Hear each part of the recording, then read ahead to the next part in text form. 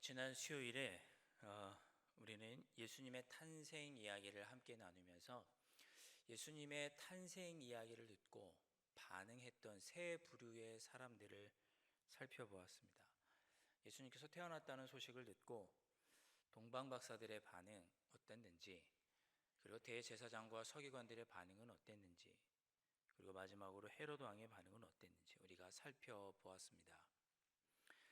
예수님이 태어나셨다는 이야기를 듣고 동방박사들은 2년여의 긴 시간을 여행해서 예수님을 경배하기 위해 예루살렘까지 찾아왔습니다.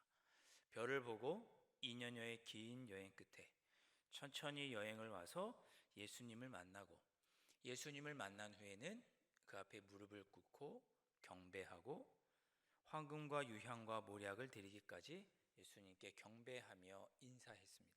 아주 지극정성으로 예수님을 영접한 거죠.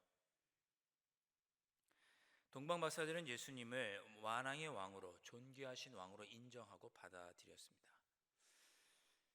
그런데 다른 사람들, 헤로드 왕과 대제사장, 서기관들의 반응은 달랐죠. 대제사장들과 서기관들은 누구보다 성경에 대해서 잘 알고 있었고, 그래서 예수님께서 어느 곳에 어떤 모습으로 태어나실지까지도 잘 알고 있었습니다. 그래서 동방에서 온 박사들이 유대의 왕이 태어났다, 메시아가 태어났다라는 이야기를 했을 때 그 누구보다도 기뻐하고 마땅히 경배해야 할 사람들이 대제사장들과 서기관들이었습니다.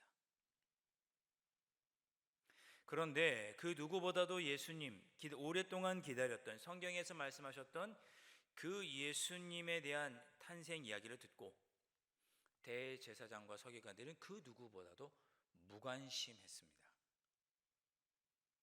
찾아가서 경배하기는커녕 예수님을 메시아로 인정하지 않았죠.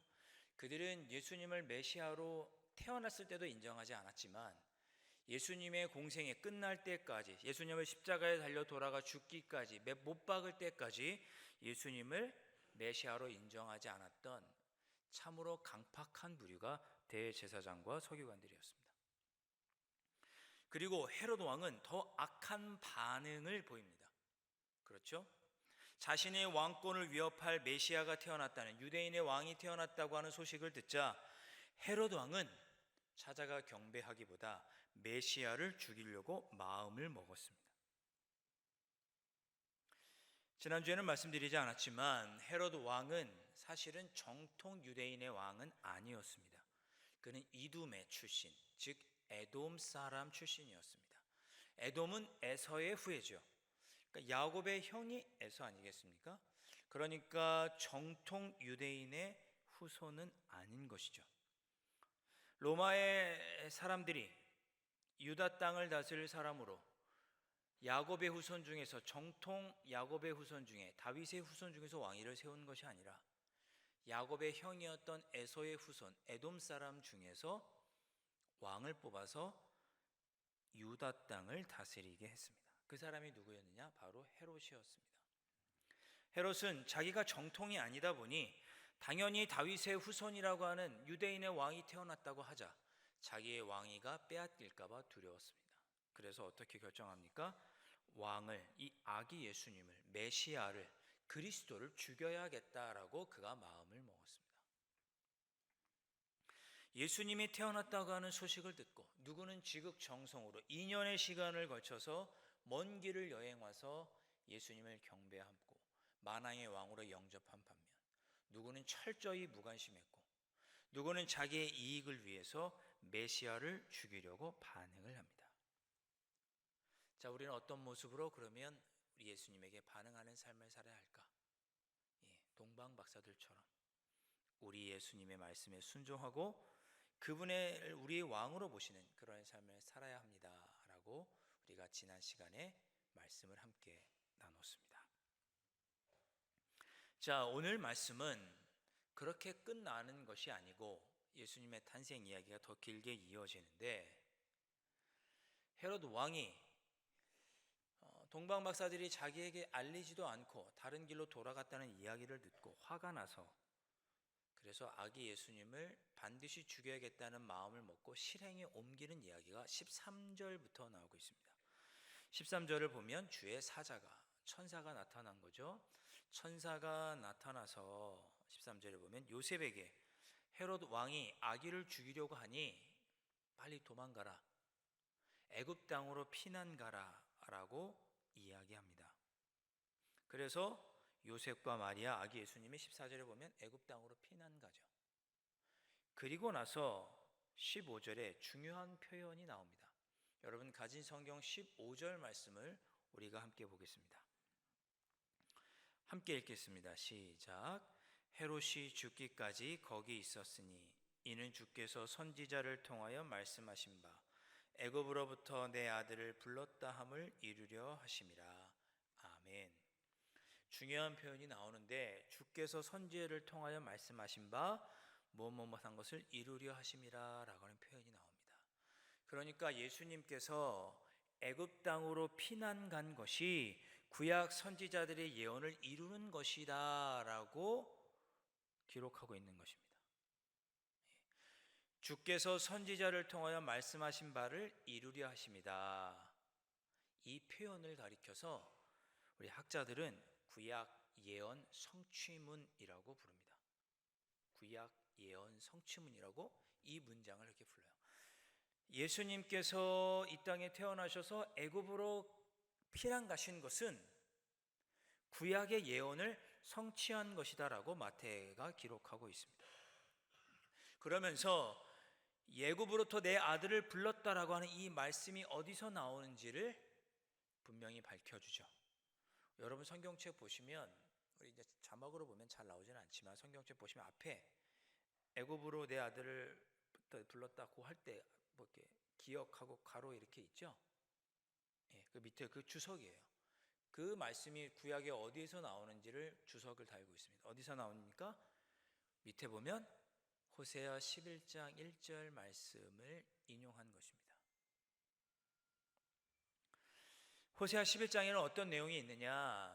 호세아 11장을 보면 이스라엘 백성들이 하나님 아버지 앞에 큰 죄를 짓고 우상을 섬기고 그래서 하나님의 곁을 떠나도 하나님은 그 이스라엘 백성들을 포기하지 않는다라고 하는 내용이 호세아 11장에 나옵니다. 그 호세아 11장 1절에 애굽으로부터 내 아들을 불렀다라고 하는 문장이 있는데 이 말씀이 있는데 11장 전체의 내용은 뭐냐면 내 아들을 애굽으로부터 구해낸다. 즉 그냥 이국 땅에다 버려두지 않고 내가 그들을 다시 나의 고향으로 이스라엘 땅으로 부를 것이다. 회복할 것이다. 나는 너희들을 버리지 않는다. 내가 어찌 너희를 버리겠느냐. 내가 너희들을 반드시 회복시켜 주시겠다고 하는 내용이 호세아 11장 1절부터 호세아 11장 전체에 나옵니다. 그러니까 예수님께서 애굽 땅에 가신 일은 하나님께서 이스라엘 백성들을 회복시켜 주시겠다고 하는 약속을 이루어 주시는 사건이다라고 마태복음에 지금 주석을 달고 있는 것입니다. 예수님께서 애굽 땅에 내려가신 것은 하나님께서 이스라엘 백성을 회복시켜 주시듯이 그 예수님께서 우리를 회복시켜 주실 메시아라고 하는 것을 증명하는 사건이다. 지금 이렇게 마태복음에 기록하고 있는 것입니다. 자, 17절과 18절 말씀도 한번 보시겠습니다. 17절과 18절 말씀 제가 한번 읽어보겠습니다. 이에 선지자 예레미야를 통하여 말씀하신 바 라마에서 슬퍼하며 크게 통곡하는 소리가 들리니 라헬이 그 자식을 위하여 애곡하는 것이라. 그가 자식이 없으므로 위로받기를 거절하였도다 함이 이루어졌느니라. 아멘. 여기도 17절에 선지자 예레미야를 통해 말씀하신 것이 18절 끝에 이루어졌느니라 이렇게 말씀합니다. 이것도 구약의 예언이 성취됐다 그런 뜻입니다. 예수님께서 애굽으로 피난 간 것 때문에 헤롯은 어떻게 마음을 먹냐면 아까 그 동방 박사들이 왔을 때 예수님을 언제 태어났는지 예수님이 그때가 언제인지를 자세히 물어보았습니다. 그랬더니 그 태어난 그때를 기준으로 한 2년 동안 걸쳐서 동방 박사들이 여행을 왔거든요. 그러니 2살 정도 되는 아이들 밑으로 다 죽이면 유대인의 왕이라고 태어난 그 아이도 다 죽일 수 있겠구나 생각을 하고 2살 밑의 아이는 다 죽인 것입니다. 그런 일을 헤롯 왕이 저지른 거예요.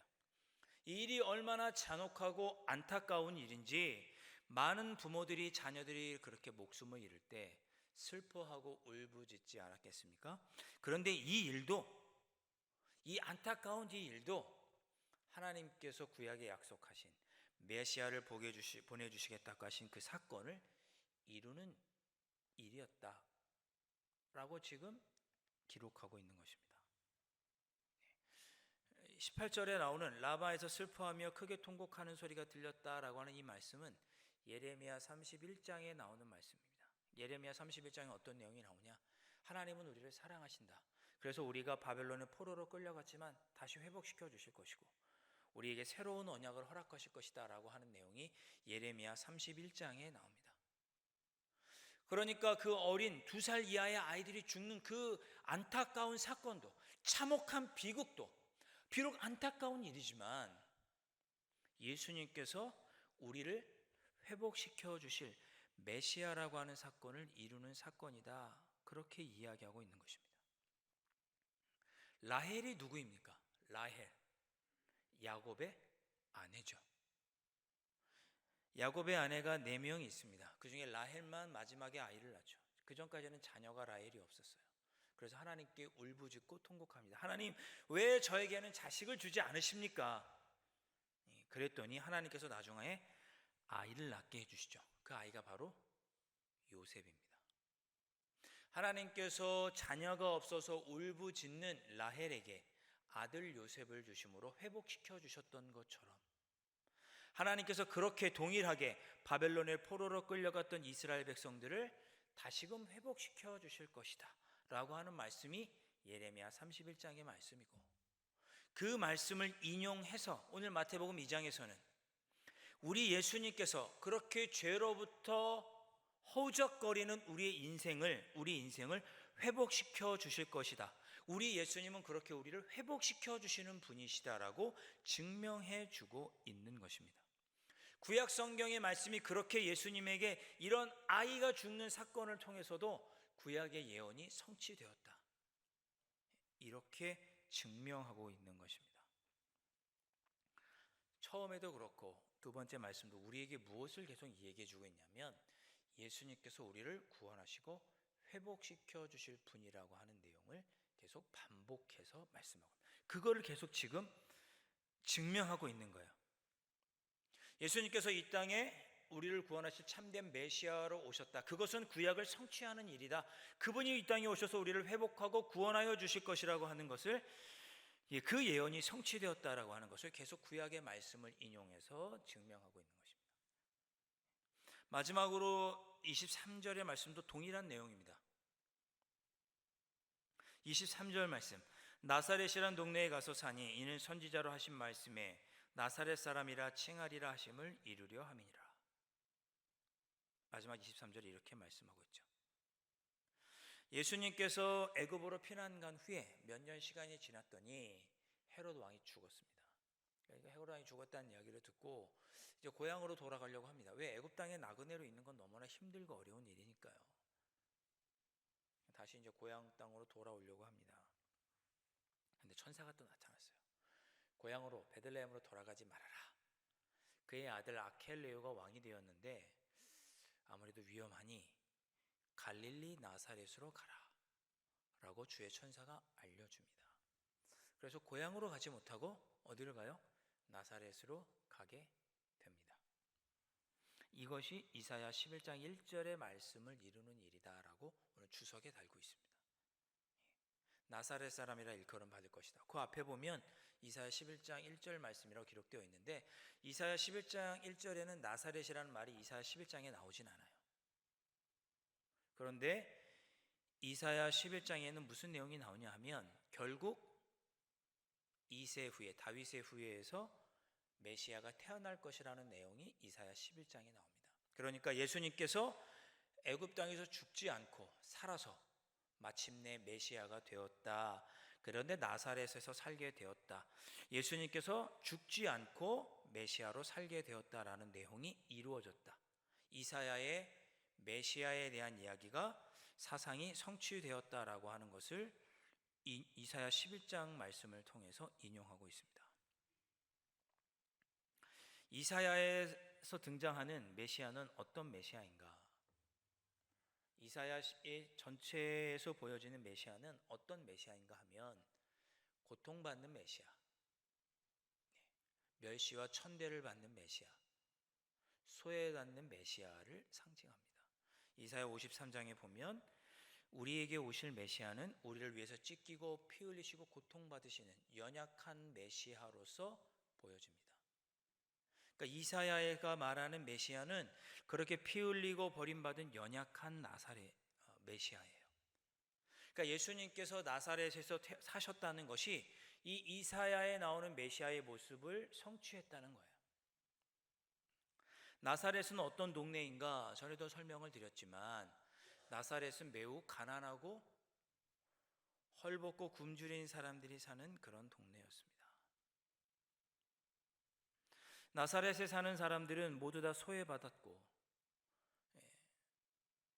버림받았고 꿈도 없고 희망도 없이 선한 것이 절대 나올 수 없는 동네라는 평가를 받고 멸시받고 조롱받고 있었던 동네가 나사렛이었습니다.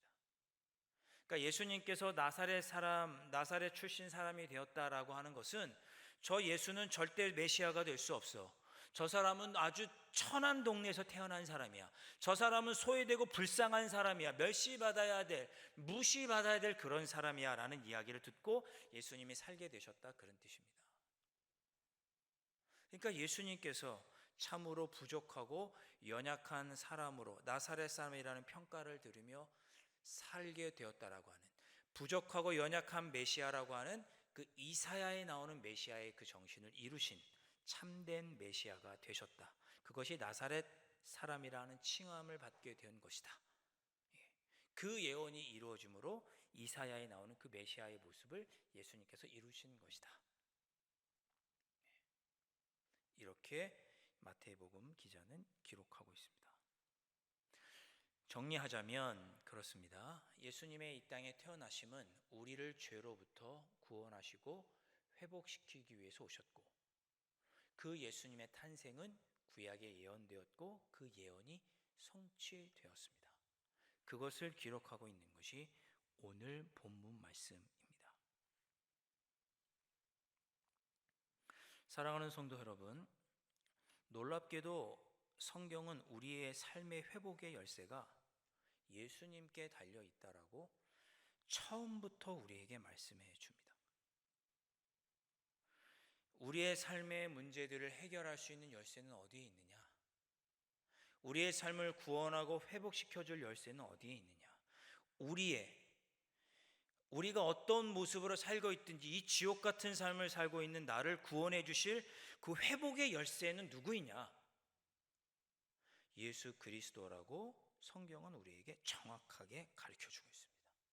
그리고 그것은 구약에서부터 예언되었고 우리 예수님은 그 예언을 성취하신 분이시고 우리는 그 예수님을 우리의 구주 예수 그리스도라고 우리는 고백하고 있습니다.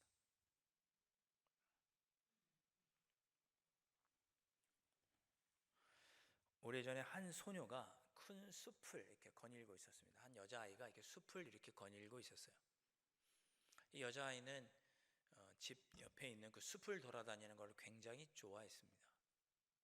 숲을 이렇게 거닐었는데 어느 날 이렇게 숲속을 거니다가 그만 길을 잃어버렸어요. 늘 다니던 곳이었는데 날이 어두어둑해지자 그만 길을 잃고 말았습니다. 누가 걱정하겠어요? 부모님들이 걱정하죠. 딸이 어두워졌는데도 돌아오지 않자 부모가 딸을 찾아서 숲에 들어갔습니다. 누구누구야 누구누구야 소리도 지르고 딸을 이렇게 찾는 거예요. 그래서 점점 날이 깜깜해지고 저물어 가는데 도저히 소녀를 찾을 수가 없습니다. 소녀의 부모는 자기들의 힘만으로 찾기 어려우니까 이제 동네 이웃 사람들에게 부탁을 합니다. 우리 딸이 숲에 들어가서 길을 잃었는데 좀 찾게 도와달라. 그래서 마을 사람들 모두가 숲에 들어가서 딸을 찾기 시작합니다. 이 소녀를 찾기 시작합니다. 이 소녀의 이름을 부르면서 횃불을 들고 이 소녀를 찾기 시작했습니다. 이 소녀도 늘상 다니던 숲이었기 때문에 다시 집으로 돌아갈 길을 찾기 위해서 숲 이곳저곳을 돌아다녔는데 도저히 다시 집으로 돌아갈 길을 찾지 못했습니다. 한참을 헤매다가 지치고 지친 이 소녀가 한 공터를 발견하고는 거기에 가서 이렇게 가만히 앉아서 거기 있던 바위에 이렇게 옆에 있기를 기대서 잠이 들게 되었습니다. 이 소녀를 찾던 부모와 이웃들이 밤이 깊어지자 이들도 지쳐서 이 소녀를 찾는 것을 포기합니다. 마을 사람들도 모두 집으로 돌아갔습니다. 그런데 이 소녀의 아버지만큼은 이 소녀를 찾는 일을 포기하지 않고 밤새도록 이 소녀를 찾습니다. 아침이 되었습니다. 드디어 아버지는 공터 한 바위에 기대어 자고 있는 딸을 발견하게 됩니다. 멀리서 보았지만 딱 보아도 알 수 있었습니다. 멀리서 딸아이의 이름을 불렀습니다. 또 아버지가 자기를 부르는 그 외침 소리를 듣고 딸은 잠에서 깨어납니다. 그리고 딸도 아버지를 보게 되었고 아버지를 본 딸이 기뻐서 이렇게 외쳤습니다. 와, 아빠다! 드디어 내가 아빠를 찾았다. 이 이야기는 실화는 아니고 기독교 영성가들이 우리가 주님을 찾는 것이 아니라 사실은 주님이 우리를 찾으셨다는 것을 알려주는 이야기로 영성가들이 전하는 이야기입니다. 소녀가 아버지를 찾은 것입니까? 아버지가 소녀를 찾은 것입니까? 우리가 주님을 찾는 것입니까? 아니면 주님이 우리를 찾아오시는 것입니까? 우리의 삶의 때로 지치고 공고할 때가 있죠. 마치 소녀가 길을 잃은 것처럼, 그리고 아무도 헤매어도 길이 보이지 않는 것 같은 그런 답답하고 어두운 순간을 우리가 맞이할 때, 우리가 주님 도와주십시오, 주님 나를 회복시켜 주십시오, 주님 나의 이러한 문제들 해결해 주십시오 라고 주님께 부르짖는데, 그럴 때 도무지 주님을 우리가 찾을 수 없고 만날 수가 없는 것 같은 그런 상황에 처해 있을 때, 그런 주님이 우리를 찾아오시는 것입니다. 우리가 주님께 간구해야 할 것은 주님 나에게 찾아오셔서 나에게 회복을 주시고 구원하여 주실 주 예수 그리스도시여, 나에게 오셔서 나의 마음을 위로하시고 회복시켜 주십시오. 나에게 찾아오십시오. 나에게 찾아오십시오 라고 부르짖는 것입니다. 그렇게 부르짖다 보면 어느 날 문득 주님께서 내 삶에 찾아오셔서 나를 만나 주셨고 나를 회복시켜 주셨고 내가 힘들고 어려운 일을 잘 견딜 수 있도록 붙잡아 주셨음을 깨닫게 됩니다. 내가 주님을 찾는 것이 아니라 주님이 나에게 찾아오시는 것입니다. 여러분, 예수님의 탄생 이야기를 보고 참 저는 어이가 없었습니다. 예수님도 태어나면서부터 고난이었습니다. 처녀의 몸에서 태어났고 말구 위에 누워있다가 헤롯 왕에게 죽을 뻔 당하고 그 어린 나이에 2살 때 애굽으로 피난 가서 모진 나그네의 삶을 살아야 했고 몇 년에 돌아올 때는 고향으로 들어오지 못하고 삶의 터전도 없는 새로운 나사렛이란 동네, 모든 사람들이 비난하고 버림받은 동네에서 나사렛 사람으로 살아야 했습니다. 아버지 요셉은 일찍 돌아가셨고 그냥 몫이 연장 들고 이 동네 저 동네 다니면서 식탁과 의자를 두드리고 고치면서 그렇게 아주 힘들고 어렵게 사셔야 하는 분이 예수님이셨습니다. 그 예수님이 메시아입니다. 오늘 성경 말씀은 이런 삶을 사셨던 예수님, 고난과 어려움을 겪으셨던 그 예수님의 삶이 사실은 우리 모두를 구원하고 회복시키기 위한 하나님의 섭리였고 구약 예언의 성취였다는 걸 보여주시는 말씀이 오늘 말씀입니다.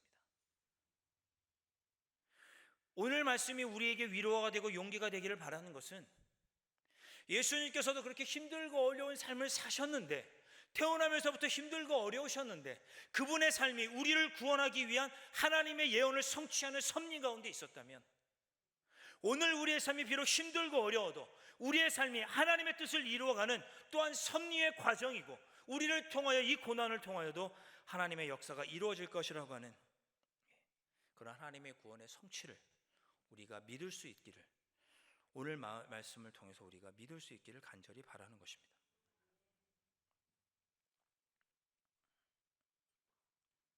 고난 가운데 하나님은 찾아오셨고 고난이 바로 하나님의 섭리 안에서 하나님의 약속을 이루어가는 과정이라는 것을 오늘 예수님의 삶을 통해서도 우리가 볼 수 있습니다.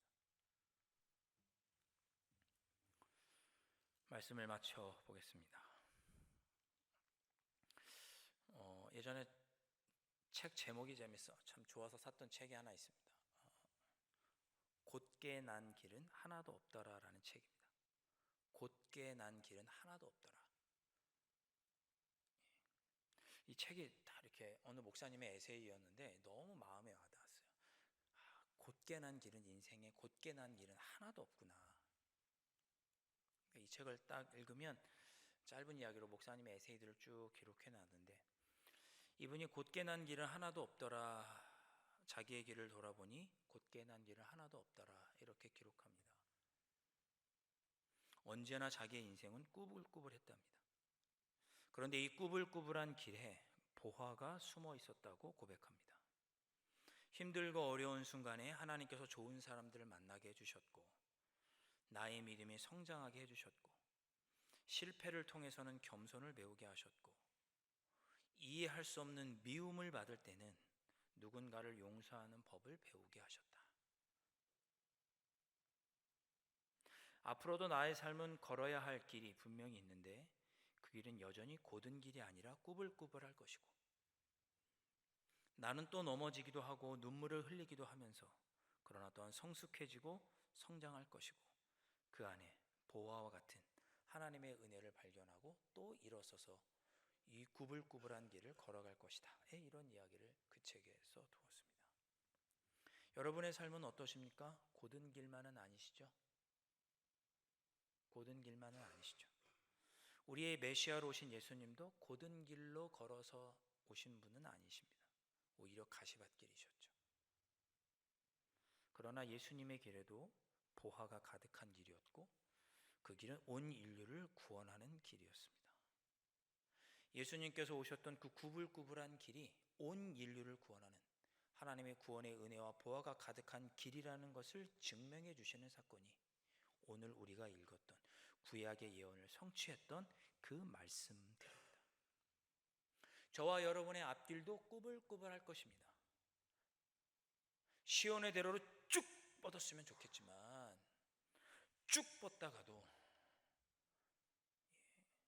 막다른 길과 같은 꾸불꾸불한 길을 힘들고 어려운 길을 마주할 때 그러나 이 어렵고 힘든 꾸불꾸불한 길에도 하나님은 섭리하셔서 우리를 통하여 하나님의 구원을 이루시고 우리를 회복시켜 주시고 이 꾸불꾸불한 길에서도 인생의 보화를 하나님의 은혜를 발견하며 누리고 살게 하실 것이다. 이러한 믿음으로 살아가시는 여러분들이 되실 수 있기를 주님의 이름으로 축원드립니다. 우리 함께 찬양하고 내 인생이 비록 내일은 알 수 없고 꾸불꾸불한 인생길이지만 주님만 의지하며 살아가겠습니다라고 고백하는 마음으로 다짐하는 마음으로 우리 함께 찬양하겠습니다.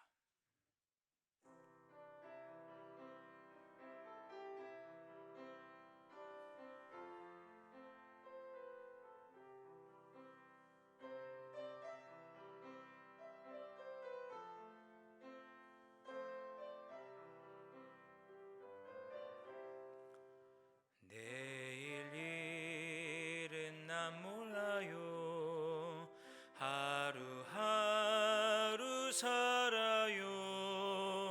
불행이나 요행함도 내 뜻대로 못해요. 험한 이 길 가고 가도 끝은 없고 고네요.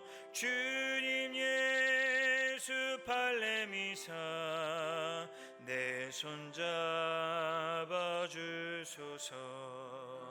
내일 일은 난 몰라요. 장래일도 몰라요. 아버지여 날 붙드사 평탄 안기 주옵소서. 좁은 이 길 진리의 길 주님 가신 그의 길 힘이 들고 찬송하며 갑니다. 성령이여 그 음성을 항상 들려주소서. 내 마음은 정했어요. 변치 않게 하소서. 내일 일은 난 몰라요. 장래일도 몰라요.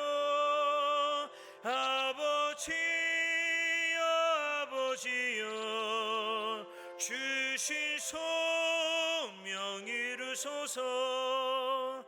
만왕의 왕 예수께서 이 세상에 오셔서 만백성을 구속하니 참 구주가 되시네. 순교자의 본을 받아 나의 믿음 지키고 순교자의 신앙 따라 이 복음을 전하세. 불과 같은 성령이여 내 맘에 항상 계셔.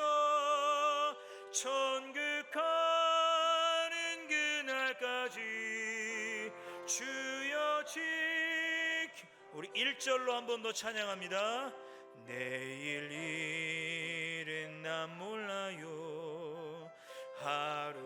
하루하루 살아요. 불행이나 요행함도 내 뜻대로 못해요. 험한 이 길 가고 가도 끝이 없고 고네요. 주님 예수 발레미사 내 손 잡아주소서. 내일 일은 난 몰라요. 장래일도 몰라요. 아버지여 날 붙드사 평탄한 길 주옵소서. 우리 시간에 함께 기도하십시다. 주님, 우리의 삶의 회복의 열쇠는 오직 예수 그리스도 한 분이심을 고백합니다. 주님, 나에게 오셔서 나의 삶에 다가오셔서 나의 삶의 문제들을 살펴주시고 열어주시옵소서.